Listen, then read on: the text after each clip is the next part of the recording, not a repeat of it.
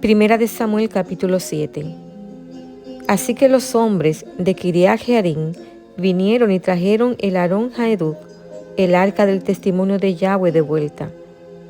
Ellos la llevaron a la casa de Abinadab en la colina y dedicaron como Kadosh a su hijo Eleazar para guardar el Aarón Yahweh, arca de Yahweh. Desde el día que el arca arribó en Kiriat Jearim, mucho tiempo transcurrió, 20 años. Y todos los hijos de Israel clamaban por Yahweh. Samuel se dirigió a toda la casa de Israel.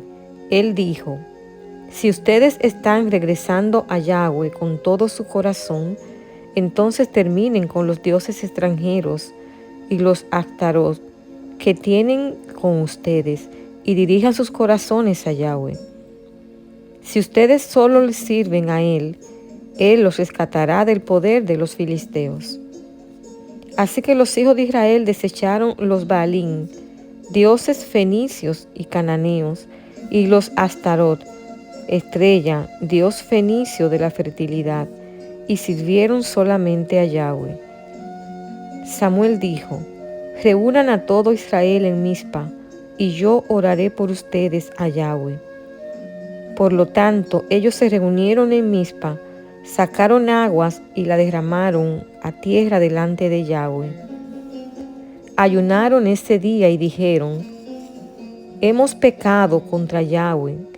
Samuel comenzó a servir como juez sobre los hijos de Israel en Mizpa.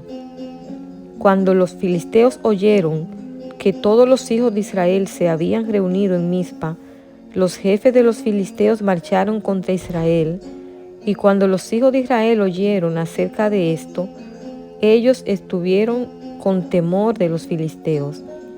Los hijos de Israel dijeron a Samuel: no deje de clamar a Yahweh, nuestro Elohim, por nosotros, para que nos salve del poder de los filisteos.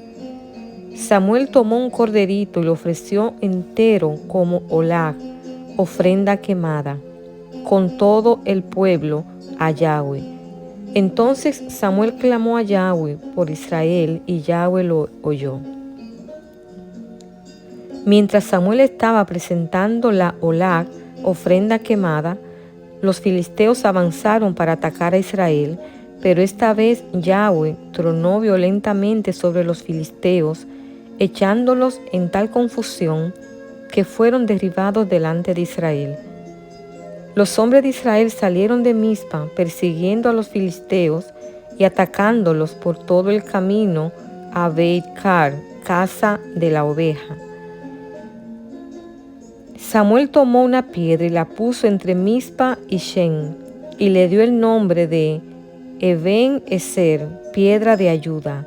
Explicado: Yahweh nos ayuda hasta ahora. Así los filisteos fueron humillados y no entraron más en el territorio de Israel, y la mano de Yahweh estuvo contra los filisteos por todo el tiempo que Samuel vivió. Las ciudades entre Ecrón y Cat, las cuales los filisteos habían capturado de Israel, fueron restauradas a Israel. Israel rescató todo este territorio del poder de los filisteos. También hubo paz entre Israel y los amorreos. Samuel continuó en su oficio como juez de Israel por toda su vida. Año tras año, él viajaba en un circuito que incluía Beitel, Gilgal y Mizpa, y en todos estos lugares dedicados como Kadosh sirvió como juez de Israel. Luego regresaba a Ramá, porque ahí es donde estaba su casa, y juzgaba a Israel allí también. También él edificó un Mizbeach, altar, allí a Yahweh.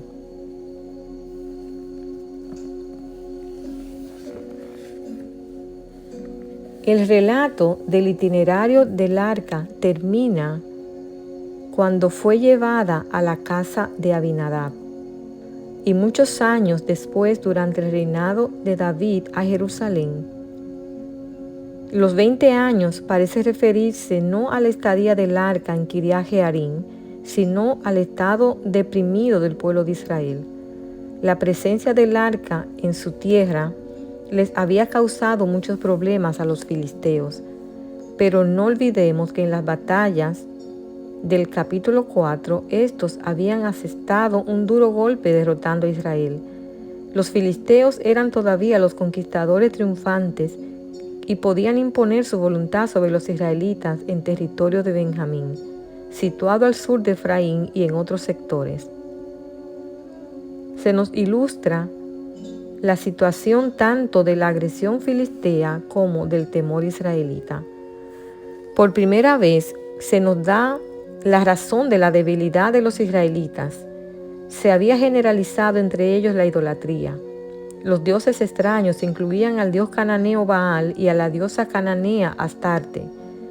Como sucediera con frecuencia en el libro de Jueces, la infidelidad israelita a Yahweh había causado el castigo divino, y como en Jueces, el genuino arrepentimiento israelita revertiría la situación.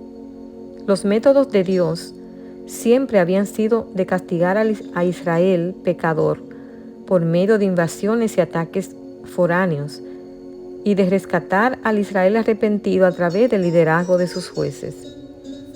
El capítulo 7 presenta exactamente la misma secuencia de pecado, arrepentimiento y salvación. El hombre escogido por Dios para traer liberación era por supuesto Samuel, quien en este contexto es llamado apropiadamente juez. Samuel primero fue aprendiz de sacerdote, luego profeta. Ahora lo encontramos en un nuevo papel como líder que juzgaba a los israelitas. La palabra se usa deliberadamente para mostrar que era el hombre escogido por Dios para liberar a Israel. En la práctica no es claro cuál era exactamente su función política, ya que los filisteos tenían tanto poder. De cualquier modo, todo Israel le prestaba atención, así que únicamente él podía convocar una asamblea nacional en Mizpa, en territorio de la tribu de Benjamín. Si lo había quedado en ruinas a manos de los filisteos y probablemente había sido abandonada. El propósito era religioso, pero una reunión tan grande parecía un ejército y efectivamente se convirtió en un ejército.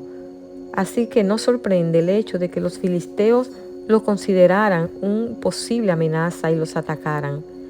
Pero, por supuesto, la asamblea israelita no era un ejército preparado, y si no hubiera sido por la ayuda de Dios, hubiera sido masacrado por los filisteos. Los pueblos antiguos creían que los truenos y relámpagos eran señales de la ira divina, por lo que es fácil entender la confusión y el pánico de los filisteos. La piedra memorial colocada para celebrar la victoria israelita fue llamada Ebenezer, piedra de ayuda. Los israelitas habían sufrido una derrota en otro lugar llamado Ebenezer en el capítulo 4:1, unos kilómetros más al norte, y parece que Samuel deliberadamente volvió a poner el nombre para recalcar la primera victoria israelita sobre los filisteos.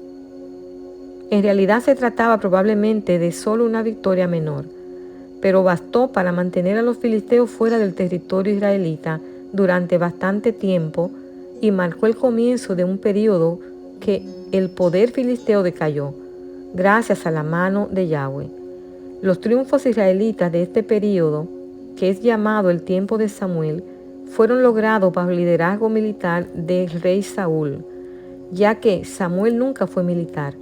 No obstante, Saúl, por diversas razones, no es mencionado en el capítulo 7. La primera es que es sencillamente un resumen de las actividades de Samuel. Segundo, Saúl todavía no ha sido presentado en el relato y hubiera arruinado el impacto de los capítulos siguientes, incluir su nombre en este lugar. Tercero, hay un mensaje escondido en el capítulo 7 en anticipación de los acontecimientos del capítulo 8. En el capítulo 8 los ancianos de Israel demandaban que se les diera un rey, degradando así a Samuel y quitándole el liderazgo político. El capítulo 7, por lo tanto, toma la postura de que aún sin la pericia militar de Saúl, Samuel era perfectamente capaz de llevar a Israel a la victoria.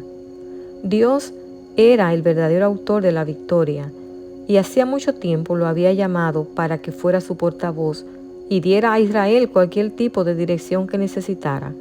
Desde la perspectiva humana, Samuel se convirtió en el subordinado de Saúl, cuando éste subió al trono, pero desde la perspectiva de Elohim, era el rey quien estaba subordinado al nombre de Elohim.